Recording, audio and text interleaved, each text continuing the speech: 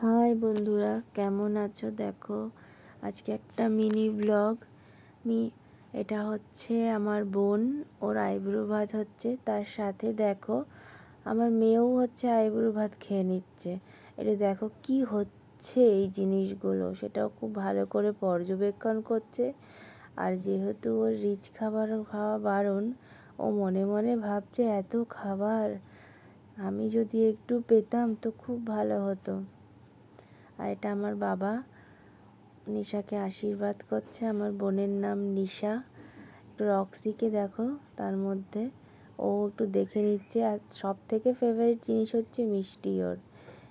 মানে যদি অন্ধকারেও কেউ মিষ্টি খায়, ও ঠিক মানে বুঝতে পেরে যাবে যে মিষ্টি খাওয়া হচ্ছে। আর এটা হচ্ছে বাপিদা, দাদা আশীর্বাদ করছে বোনকে।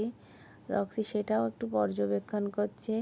আর নিশার কোলে হচ্ছে আমার দাদার মেয়ে বসে রয়েছে। ওর মতো শান্ত বাচ্চা আমি দ্বিতীয়টি দেখিনি এই পৃথিবীতে।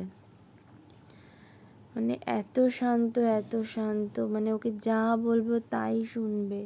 আর রক্সিকে তো প্রচণ্ড পরিমাণে ভালোবাসে। বাচ্চারা যেমনি ভয় পায়, ওর মধ্যে সেটার কোনো ব্যাপার নেই।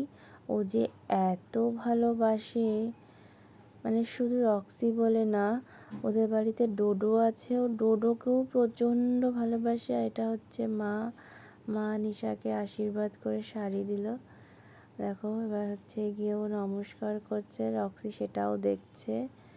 আর ওপরে খাটে বসে রয়েছে আমার বৌদি নিশা। এদিকে আশীর্বাদ হচ্ছে, এদিকে ও একটু একটু করে রক্সিকেও আদর করে নিচ্ছে। আবার এসে বসলো ওর মাসির পাশে রক্সি।